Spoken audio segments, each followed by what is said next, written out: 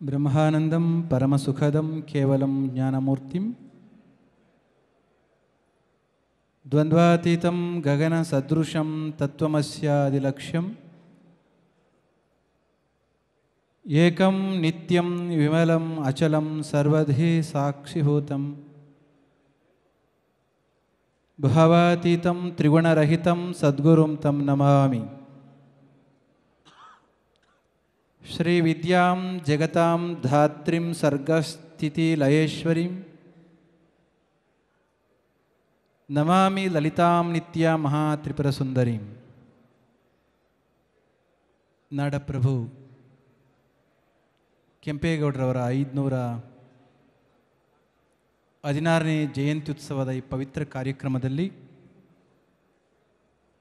ನಾಡಪ್ರಭುಗಳನ್ನು ಸ್ಮರಿಸಿ ನಮ್ಮೆಲ್ಲರ ಆರಾಧ್ಯ ದೈವ ಯೋಗಿ ಪದ್ಮಭೂಷಣ ಜಗದ್ಗುರು ಡಾಕ್ಟರ್ ಶ್ರೀ ಬಾಲಗಂಗಾಧರನಾಥ್ ಮಹಾಸ್ವಾಮೀಜಿಯವರ ದಿವ್ಯ ಚೇತನಕ್ಕೆ ಮನಸ ನಮಿಸಿ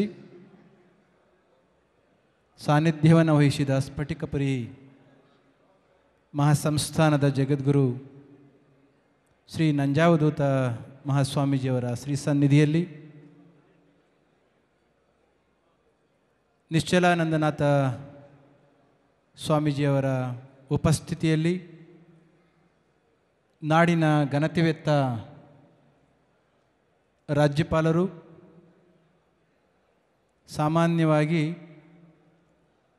60ರಿಂದ 90 ನಿಮಿಷದ ನಂತರದಲ್ಲಿ ಗವರ್ನರ್ ಅವರು ಯಾವ ಕಾರ್ಯಕ್ರಮದಲ್ಲೂ ಇರಲಿಕ್ಕಿಲ್ಲ.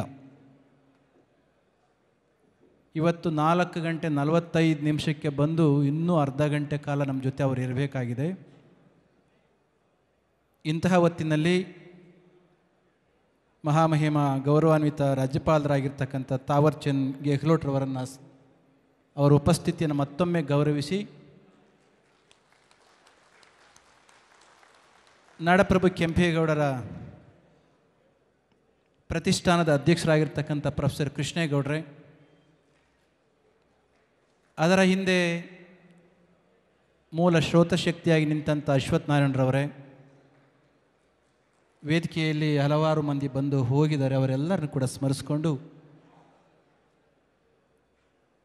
ವೇದಿಕೆಯಲ್ಲಿರ್ತಕ್ಕಂಥ ಎಲ್ಲ ಮಹನೀಯರೇ, ಕಾರ್ಯಕ್ರಮದ ಮುಂದೆ ಕುಳಿತಿರ್ತಕ್ಕಂಥ ಎಲ್ಲ ಆಸ್ತಿಕ ಮಹಾಶಯರೇ, ಮಾಧ್ಯಮ ವೃಂದದವರೇ, ಕೆಂಪೇಗೌಡರು ಇಂದಿನ ನಮ್ಮ ಸಂತೋಷಕ್ಕೋಸ್ಕರ ನೆಮ್ಮದಿಗೋಸ್ಕರ ತಮ್ಮ ಬದುಕನ್ನು ತಪಸ್ಸಿನ ರೀತಿಯಲ್ಲಿ ಕಳೆದಿದ್ದಾರೆ. ಅವರಿಗೋಸ್ಕರ ಒಂದು 5 ನಿಮಿಷ ನಾವು ಶಾಂತಚಿತ್ತತೆಯಿಂದ ಗವರ್ನರ್ ಅವರು ಇರ್ತಕ್ಕಂಥ ಈ ಕಾರ್ಯಕ್ರಮದಲ್ಲಿ ಸ್ವಲ್ಪ ಶಿಸ್ತಿನಿಂದ ಕುಳಿತದ್ದೇ ಆದರೆ ಬಹುಶಃ ಅದು ಕೆಂಪೇಗೌಡರಿಗೆ ಕೊಡಬಹುದಾಗಿರ್ತಕ್ಕಂಥ ಮೊದಲ ಗೌರವ ಅಂತ ನಾನು ಭಾವಿಸ್ತೇನೆ. ಈಗ ಗವರ್ನರ್ ಅವರು ಮಾತನಾಡೋರಿದ್ದಾರೆ. ಯಾರ್ಯಾರು ಎಲ್ಲೆಲ್ಲಿ ನಿಂತಿದ್ರು ಅಲ್ಲಲ್ಲೇ ಕುಳಿತುಕೊಳ್ಳಿ. All of you take your seats. ಅಲ್ಲಲ್ಲೇ ಕುಳಿತುಕೊಳ್ಳಿ. ರಾಜ್ಯಪಾಲರು ಮಾತನಾಡೋರಿದ್ದಾರೆ. ನಿಂತಿರೋರು ಅಲ್ಲೇ ಕುಳಿತುಕೊಳ್ಳಿ. ಶತಮಾನಗಳ ನಂತರದಲ್ಲಿ ಕೂಡ ಯಾರು ಸ್ಮರಣೆಯಲ್ಲಿ ಉಳಿತಾರೆ? 5 ಶತಮಾನಗಳು ಗತಿಸಿ ಹೋಗಿದ್ದಾವೆ. ಕೇವಲ ಬೆಂಗಳೂರನ್ನು ಅಷ್ಟೇ ಕಟ್ಟಿದ್ದಕ್ಕೋಸ್ಕರ ಕೆಂಪೇಗೌಡರು ನಮಗೆ ಸ್ಮರಣೀಯರೇ? ಪ್ರಶ್ನೆ. ಯಾತ್ರಿಕರು ನಾವೆಲ್ಲ ಪುಣ್ಯಕ್ಷೇತ್ರವೀ ಲೋಕ, ನೇಮದಿಂದ ಇರಲಿಕ್ಕೆ ಎಡೆಯುಂಟು ಈ ಛತ್ರದಲ್ಲಿ, ರಾತ್ರಿ 3 ಹೊರಡು ಏನೇ ತೆರಳಿದೊಡೆ ಪಾರುಪತ್ಯದವ ಮೆಚ್ಚುವನೋ ಮಂಕುತಿಮ್ಮ. ಭೂಮಿ ಮೇಲೆ ಮನುಷ್ಯನಾಗಿ ಹುಟ್ಟತಕ್ಕಂಥದ್ದು ಎಷ್ಟು ಬಹುಮುಖ್ಯವೋ, ಹುಟ್ಟಿ ಬಂದ ನಂತರದಲ್ಲಿ ಬದುಕುವ ರೀತಿಯೂ ಕೂಡ ಅಷ್ಟೇ ಮುಖ್ಯವಾಗಿರ್ತಕ್ಕಂಥದ್ದು. ಕೆಂಪೇಗೌಡರ ಬದುಕು ರಾಜರಾಗಿ ಇದ್ದಂತಹದ್ದು ಯಾವ ಮಟ್ಟಕ್ಕೆ ಇತ್ತು ಅಂತಂದರೆ, 500 ವರ್ಷಗಳ ನಂತರದಲ್ಲಿ ಕೂಡ ನಾಡನ್ನು ಆಳ್ತಕ್ಕಂಥ ಪ್ರಧಾನಮಂತ್ರಿಗಳಾದಿಯಾಗಿ, ಮುಖ್ಯಮಂತ್ರಿಗಳಾದಿಯಾಗಿ ಎಲ್ಲ ಜನಪ್ರತಿನಿಧಿಗಳಿಗೆ ಬಹು ಮುಖ್ಯವಾಗಿ ಅನುಸರಿಸಬಹುದಾಗಿರ್ತಕ್ಕಂಥ ಬಹುದೊಡ್ಡ ವ್ಯಕ್ತಿತ್ವ. ಅಶ್ವಥ್ ನಾರಾಯಣರವರ ನೇತೃತ್ವದಲ್ಲಿ ಪೂಜ್ಯ ನಂಜಾವಧೂತ ಶ್ರೀಗಳು ಹೇಳಿದ ಹಾಗೆ 108 ಅಡಿ ಎತ್ತರದ ಪ್ರತಿಮೆಯನ್ನು ಅನಾವರಣ ಮಾಡಲಿಕ್ಕೋಸ್ಕರ ಲೋಕಾರ್ಪಣೆ ಮಾಡಲಿಕ್ಕೆ ಪ್ರಧಾನಮಂತ್ರಿಗಳು ಬಂದ ಸಂದರ್ಭದಲ್ಲಿ ಪ್ರಧಾನಮಂತ್ರಿಗಳೊಂದು ಮಾತನ್ನು ಹೇಳಿದರು. ಈವನ್ ಆಫ್ಟರ್ 500 years, 500 ವರ್ಷಗಳ ನಂತರದಲ್ಲಿ ಕೂಡ ನನ್ನ ಸರ್ಕಾರಕ್ಕೆ, ನಮ್ಮ ಸರ್ಕಾರಕ್ಕೆ ಆರ್ಥಿಕ ನೀತಿಯನ್ನು ರೂಪಿಸಲಿಕ್ಕೆ ಕೆಂಪೇಗೌಡರು ನಮಗೆ ಆದರ್ಶ. ನಮ್ಮ ದೇಶದಲ್ಲಿ ಓದ್ತಾ ಇರ್ತಕ್ಕಂಥ ಮಕ್ಕಳು more than 30 to 40% of graduates are not employable. ಅವರಿಗೆ ಸ್ಕಿಲ್ಲನ್ನು ನಾವು ಸೆಟ್ ಮಾಡ್ದಲೇ ಓದೋದೇ ಆದರೂ ಉಪಯೋಗ ಆಗೋದಿಲ್ಲ, ದೇಶ ಉದ್ಧಾರ ಆಗೋದಿಲ್ಲ. ಈ ಎರಡು ಇರ್ತಕ್ಕಂಥ ಪರ್ಸೆಂಟನ್ನು ಇನ್ನೂ ಹೆಚ್ಚು ಮಾಡಬೇಕು ಅನ್ನೋ ಕಾರಣಕ್ಕೋಸ್ಕರ 500 ವರ್ಷಗಳ ಹಿಂದನೇ ಕೌಶಲ್ಯತೆಯ ಸ್ಕಿಲ್ಗಳ, ರೀಸ್ಕಿಲ್ಗಳ, ಅಪ್ಸ್ಕಿಲ್ಗಳ ಮುಖ್ಯ ಉಪಸ್ಥಿತಿಯನ್ನು, ಅವಶ್ಯಕತೆಯನ್ನು ಮನಗಾಣಿಸಿಕೊಟ್ಟಂತಹವರು ನಮಗೆ ಕೆಂಪೇಗೌಡರು ಅಂತ ನಾಡಾಡ್ತಕ್ಕಂಥ ಪ್ರಧಾನಮಂತ್ರಿಗಳು ಹೇಳ್ತಾರೆ ಅಂತಂದರೆ ಕೆಂಪೇಗೌಡರಲ್ಲಿ ಶಕ್ತಿ ಇಲ್ವಾ? ಇವತ್ತಿಗೂ ಯಾಕೆ ನೆನಪಾಗ್ತಾರೆ ನಮಗವರು? ಮೈಸೂರಿನ ಮಹಾರಾಜರಿಗೆ ವಿವೇಕಾನಂದರು ಒಂದು ಬರೆದ ಪತ್ರ ನನಗೆ ಯಾವಾಗಲೂ ತುಂಬ ಇಷ್ಟವಾದದ್ದು. ಒಬ್ಬ ಸನ್ಯಾಸಿ, ಯಾವ ಸನ್ಯಾಸಿ ನಾವು ಯಾವ ಟಾಟಾ ಇನ್ಸ್ಟಿಟ್ಯೂಟ್ ಮುಖಾಂತರ ಹಾದು ಬಂದವೋ,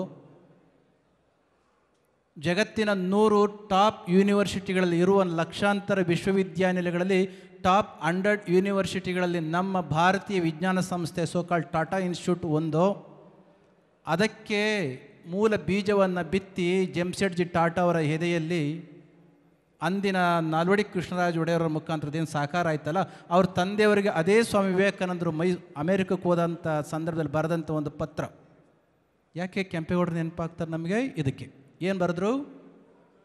dear Rajan, life is very short.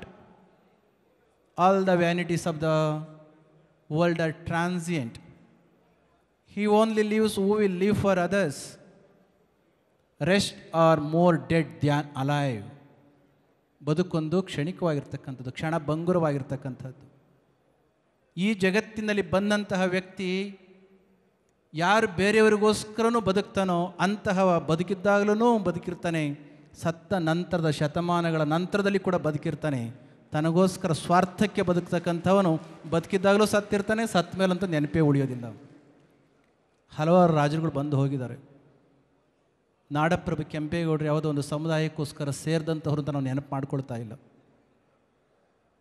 ಯಾವ ರಾಜ್ಯವನ್ನು, ಯಾವ ನಗರವನ್ನು, ಯಾವ ಒಂದು ದೇಶವನ್ನು ಒಂದು ನಗರದ ಮುಖಾಂತರ ಗುರುತು ಹಿಡಿತಕ್ಕಂಥ ಶಕ್ತಿಯನ್ನು ತಂದುಕೊಟ್ರು. ಒಂದು ಕಾಲ ಇತ್ತು ಭಾರತ ಅಂದರೆ ಯಾವುದೋ ನಗರದ ಮುಖಾಂತರ. ಇವತ್ತು ಅಮೇರಿಕ ದೇಶಕ್ಕೆ ಹೋಗಿ ಐ ಆಮ್ ಫ್ರಮ್ ಇಂಡಿಯಾ ಅಂತಂದರೆ do you know Bangalore? Do you know Bangalore? ಯಾರು ಈ ಶಕ್ತಿಯನ್ನು ತಂದುಕೊಟ್ಟಂತಹವರು? ಸಾಮಾನ್ಯವಾಗಿ ಒಂದು ಮಾತನ್ನು ಬೆಳಿಗ್ಗೆ ನಮ್ಮ ಮುಖ್ಯಮಂತ್ರಿಗಳು ಯಾವುದೋ ಒಂದು ವೇದಿಕೆಯಲ್ಲಿ ಹೇಳ್ತಾ ಇದ್ರು. So many politicians are there in the society. ಅದಕ್ಕೊಂದು ಡೆಫಿನೇಷನ್ ನೀವು ಕೇಳಿದಿರಿ. There are 2 terms which you use, politician and the statesman. If politician would think about, ಬಹಳ ಜನಜನಿತವಾಗಿರ್ತಕ್ಕಂಥ ಹಿಂದಿನ ಮಾತು ಇದು, ಇವತ್ತು ಯಾರೋ ಹುಟ್ಟಿಸಿದ್ದಲ್ಲ. Politician is going to think about next election. Statesmen are going to design and devise the country and the state, keeping next generation into their vision. ಇವತ್ತು ಯೋಚನೆ ಮಾಡಿ, ಕೆಂಪೇಗೌಡರು ಪೊಲಿಟಿಷಿಯನ್ ಇದ್ರಾ ಅಥವಾ ಸ್ಟೇಟ್ಸ್ಮನ್ ಇದ್ರಾ? ರಾಜಕೀಯ ಮುತ್ಸದ್ದಿ, ರಾಜಕಾರಣಿ ಆಗಿದ್ದರು. ಅದಕ್ಕೋಸ್ಕರ ಅಂಥ ಮುತ್ಸದ್ದಿಯನ್ನು ನೆನಪು ಮಾಡ್ಕೊಳ್ತಕ್ಕಂಥ ಕೆಲಸ ಇದು ಆಗಿದೆ. ದೇವಸ್ಥಾನಕ್ಕೆ ನಾವು ಹೋಗ್ತೇವೆ. ಯಾಕೆ ಹೋಗ್ತೇವೆ? ದೇವರನ್ನು ಸ್ಮರಿಸಿದರೆ, ದೇವರನ್ನು ಪೂಜಿಸಿದರೆ ನಮಗೊಂದಿಷ್ಟು ಶಕ್ತಿ ಬರ್ತದೆ ಅಂತ, ಮನಸ್ಸು ಶಾಂತವಾಗುತ್ತೆ ಅಂತ. ಇವತ್ತು ನಾವು ಇಲ್ಲಿ ಸಾಮೂಹಿಕವಾಗಿ ಕೆಂಪೇಗೌಡರನ್ನ ಸ್ಮರಿಸ್ತಕ್ಕಂಥ ಕೆಲಸವನ್ನು ಕೆಂಪೇಗೌಡರ ಪ್ರತಿಷ್ಠಾನದ ಮುಖಾಂತರ ಮಾಡ್ತಾ ಇದ್ದೇವೆ. ಕೆಂಪೇಗೌಡರ ಪ್ರತಿಷ್ಠಾನದ ಜೊತೆಯಲ್ಲಿ ಗುರುತಿಸ್ಕೊಂಡಿರ್ತಕ್ಕಂಥ ಯಾರೆಲ್ಲ ವ್ಯಕ್ತಿಗಳು ಇದ್ದೀರಲ್ಲ, ಒಂದು ಶಿಸ್ತಿಗೆ ಭದ್ರಾಗಿರ್ತಕ್ಕಂಥವರು ನಾವುಗಳು. ಕೆಂಪೇಗೌಡರ ಒಂದು ಲಿನೇಜ್ಗೆ ಒಳಪಟ್ಟಿರ್ತಕ್ಕಂಥವ್ರು. ಹಾಗಾಗಿ ಕೆಂಪೇಗೌಡರನ್ನ ಮುಂದಿನ ತಲೆಮಾರುಗಳಿಗೆ ತೆಗೆದುಕೊಂಡು ಹೋಗ್ತಕ್ಕಂಥದ್ದು, ಅವರಿಗೆ ಕೊಡ್ಮಾಡ್ತಕ್ಕಂಥ ಒಂದು ಬಳುವಳಿ ಏನಲ್ಲ, ನಮಗೆ ನಾವು ಕೊಟ್ಕೊಳ್ತಕ್ಕಂಥ ಒಂದು ಶಕ್ತಿ. ಅಂತಹ ಮಹಾನ್ ಶಕ್ತಿಯನ್ನು ಆಗಾಗ ನಾವು ಗೌರವಿಸ್ತಾ ಇದ್ದರೆ, ನೆನಪು ಮಾಡ್ಕೊಳ್ತಾ ಇದ್ದದ್ದು ಆದರೆ ಒಂದು ಬಹುದೊಡ್ಡ ಶಕ್ತಿ ಬರ್ತದೆ. ತಾಯಿ ಜೀಜಾಬಾಯಿ ಚಿಕ್ಕ ಮಗುವಾಗಿದ್ದಂಥ ಶಿವಾಜಿಗೆ ಮತ್ತೆ ಮತ್ತೆ ವೀರರ ಕಥೆಗಳನ್ನು ಹೇಳ್ತಾ ಇದ್ದೋದ್ರಿಂದ ಅಂದು ಪರಕೀಯರ ದಾಸ್ಯದಲ್ಲಿ ಮುಳುಗಿದ್ದಂಥ ನಮ್ಮ ಪರಂಪರೆಯನ್ನು ಮತ್ತೆ ವಾಪಸ್ಸು ನಮ್ಮ ಬಳಿಗೆ ತೆಗೆದುಕೊಂಡು ಬರಲಿಕ್ಕೆ ಸಾಧ್ಯ ಆಯಿತು ಶಿವಾಜಿಯ ಮುಖಾಂತರ. ಇಂಥ ಹಲವಾರು ಕಥೆಗಳನ್ನು ನಾವು ಕೇಳಿದ್ದೇವೆ. ಹಾಗಾಗಿ ಇವತ್ತು ನಮ್ಮ ತಾಯಂದಿರು, ಅಪ್ಪಂದಿರು, ನಮ್ಮ ಯುವಕರಿಗೆ, ನಮ್ಮ ಮಕ್ಕಳಿಗೆ ಶಾಲಾ ಕಾಲೇಜುಗಳ ಮುಖಾಂತರ ಏಳಲಿಕ್ಕೆ ಯೋಗ್ಯವಾಗಿರ್ತಕ್ಕಂತಹ ಒಂದು ವ್ಯಕ್ತಿತ್ವ ಇದ್ದರೆ ಅದು ನಮ್ಮ ಕೆಂಪೇಗೌಡರು. ನಿಸ್ಸಂಕೋಚವಾಗಿ ಅವರ ಕಥೆಗಳನ್ನು, ಅವರ ಆದರ್ಶಗಳನ್ನು ನಮ್ಮ ನಾಡಿನಲ್ಲಿ ಸ್ವಾಮಿಗಳು ಹೇಳಿದಾಗೆ ಪಠ್ಯಪುಸ್ತಕಗಳಲ್ಲಿ ರೂಪಿಸಿಕೊಳ್ಳೋಣ ಎಂಬ ಮಾತಿನ ಸಂದರ್ಭದಲ್ಲಿ ಹೇಳಿ, ನೀವುಗಳು ಮಾಡಿರ್ತಕ್ಕಂಥ ಕಾರ್ಯಕ್ರಮ ತುಂಬ ಚೆನ್ನಾಗಿ ಮೂಡಿ ಬಂದಿದೆ.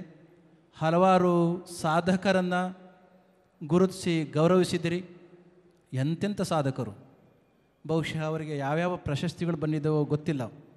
ಆದರೆ ಇಂದು ಕೊಡಮಾಡಲ್ಪಟ್ಟಿರ್ತಕ್ಕಂಥ ಪ್ರಶಸ್ತಿಗೆ ಭಾಜನರಾಗಿರ್ತಕ್ಕಂಥ ಮಹನೀಯರು, ಹಲವಾರು ಮಹನೀಯರು ಪ್ರಶಸ್ತಿಗೂ ಗೌರವವನ್ನು ತಂದುಕೊಟ್ಟಿದ್ದಾರೆ. ಅವರ ವ್ಯಕ್ತಿತ್ವವೂ ಕೂಡ ಒಂದು ಗೌರವವನ್ನು ತಂದುಕೊಂಡಿದ್ದಾರೆ. ಅಂಥ ಹಲವಾರು ವಿಜ್ಞಾನಿಗಳು, ತತ್ವಜ್ಞಾನಿಗಳಿದ್ದಾರೆ, ಎಜುಕೇಷನಿಸ್ಟ್ಗಳಿದ್ದಾರೆ, ಅಗ್ರಿಕಲ್ಚರಿಸ್ಟ್ ಇದ್ದಾರೆ, ವಿವಿಧ ಕ್ಷೇತ್ರಗಳಲ್ಲಿ ಸಾಧನೆ ಮಾಡಿರ್ತಕ್ಕಂಥ ಎಲ್ಲ ಮಹನೀಯರು ಇಲ್ಲಿಗೆ ಬಂದಿರೋದ್ರಿಂದ ಅವರೆಲ್ಲರಿಗೂ ಕೂಡ ನಮ್ಮ ಕೆಂಪೇಗೌಡರ ಆದರ್ಶಗಳನ್ನು ಮತ್ತೊಮ್ಮೆ ಪ್ರಾರ್ಥನೆ ಮಾಡಿಕೊಂಡು, ನಮ್ಮ ನಾಡಿನ ಯುವಕರಿಗೆ ಕೆಂಪೇಗೌಡರ ಆದರ್ಶ ಖಂಡಿತ ಸಾಕಾರ ಆದದ್ದಾದರೆ ನಮ್ಮ ದೇಶ ಇವತ್ತು ಏನು 4ನೇ ಬಹುದೊಡ್ಡ ಇಕಾನಮಿಯ ದೇಶವಾಗಿ ಹೊರಹೊಮ್ಮಿದೆಯೋ, ವೆರಿ ಶಾರ್ಟ್ಲಿ 3ನೇ ಪ್ಲೇಸಿಗೆ ಬರಲಿಕ್ಕೆ ಖಂಡಿತ ಕಷ್ಟ ಇಲ್ಲ. 2ನೇ ಪ್ಲೇಸಿಗೆ ನೀವೆಲ್ಲರೂ ಕೂಡ ದುಡ್ದದ್ದೇ ಆದರೆ we can reach 2nd position and the 1st position also. ಅಂತಹದ್ರ ಕಡೆಗೆ ಕೆಂಪೇಗೌಡರ ಆದರ್ಶಗಳು ಇರಲಿ. ನ್ಯೂಸ್ ಫಸ್ಟ್, ನಿರ್ಭೀತಿಯಿಂದ ನಿಮ್ಮ ಪರವಾಗಿ.